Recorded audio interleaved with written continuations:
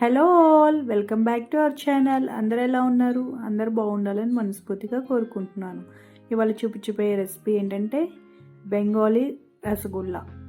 ఇది స్పంజీగా, టేస్టీగా స్వీట్ షాప్లో ఎలా ప్రిపేర్ చేస్తారో అదేవిధంగా నేను మీకు ఇప్పుడు చూపిస్తున్నాను. నేను ఇక్కడ 1 లీటర్ మిల్క్ తీసుకున్నాను, ఫుల్ ఫ్యాటెడ్ మిల్క్.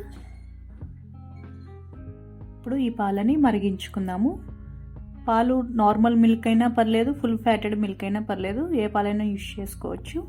ఈ పాలు మరిగేలోపు మనము ఒక బౌల్ తీసుకొని ఒక 3 స్పూన్స్ వెనిగర్, 5 స్పూన్స్ వాటర్ వేసుకొని బాగా కలుపుకోవాలి. వెనిగర్కి బదులు నిమ్మరసం, పలుపు లేకుండా, విత్తనాలు లేకుండా వాటర్ కలుపుకొని పక్కన పెట్టుకుందాము. పాలు ఇలా 2 పొంగులు వచ్చేంత వరకు మరిగించుకుందాము.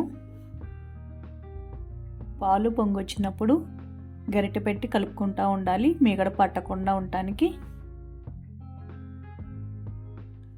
ఇలా 2 పొంగులు వచ్చిన తర్వాత స్టవ్ ఆఫ్ చేసుకొని 2 to 3 మినిట్స్ వరకు పాలుని చల్లారనివ్వాలి. డైరెక్ట్గా వెనిగర్ వేస్తే పన్నీర్ అనేది గట్టిగా వస్తుంది. 2 మినిట్స్ తర్వాత వెనిగర్ని పోసుకుంటా కలుపుకుంటూ ఉండాలి.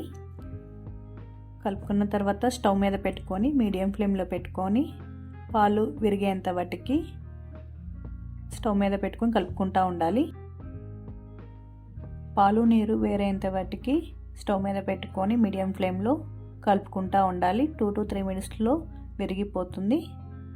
అదిగోండి, మనకి చూడండి పన్నీరు చిన్న చిన్న గుల్లగా వచ్చింది కదా, నీరు సపరేట్గా వచ్చేసింది కదా.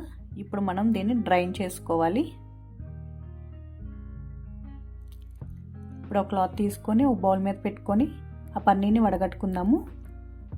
ఈ విధంగా కాటన్ క్లాత్లో పన్నీర్ని మొత్తం ట్రాన్స్ఫర్ చేసుకున్న తర్వాత వాటర్తో వాష్ చేసుకోవాలి.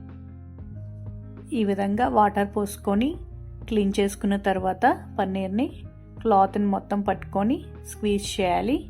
వాటర్ మొత్తం పిండకూడదు, కొంచెం ఉండాలి పన్నీర్లో, లేకపోతే మనకి పన్నీర్ అనేది గట్టిగా వస్తుంది.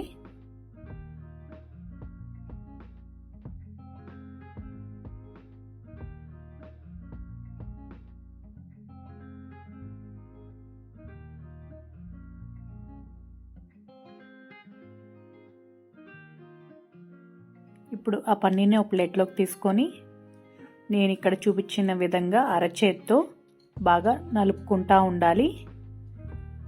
రవ్వగా ఉన్న పన్నీరు మెత్తగా ఉండాలి.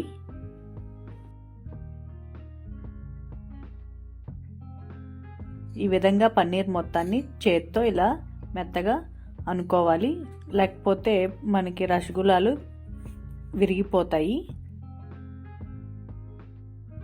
సాఫ్ట్గా రాదు. మనం బాల్ చేసుకునే ముందు షుగర్ని కరగబెట్టుకుందాము. నేను ఇక్కడ 1 లీటర్ వాటర్ పోసుకున్నాను. 1 లీటర్కి 1.5 కప్ షుగర్ వేసుకోవాలి. నేను ఒక పెద్ద సైజు కప్ తీసుకున్నాను. ఈ సైజు, ఆ సైజు అంటే 1/2 kg వరకు పట్టిద్ది షుగర్. ఆ షుగర్ కరిగేలోపు మనం ఈ పన్నీర్ బాల్స్ చేసుకొని పక్కన పెట్టుకుందాము.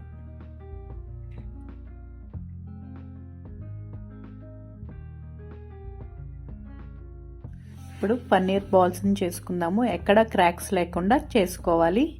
క్రాక్స్ ఉంటే రసగుల్లాలు విరిగిపోతాయి పాకంలో వేసినామంటే. మనం గులాబ్ జాము ఎలా చేసుకుంటామో క్రాక్స్ లేకుండా, ఇవి పన్నీర్ని కూడా అలానే చేసుకోవాలి.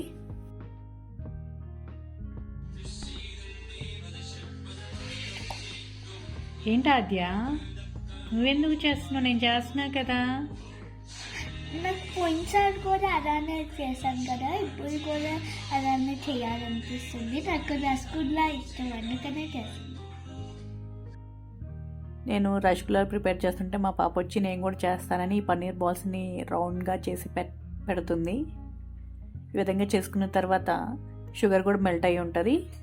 ఒక్కొక్కటి అందులో వేసుకుందాము ఈ పన్నీర్ బాల్స్ని.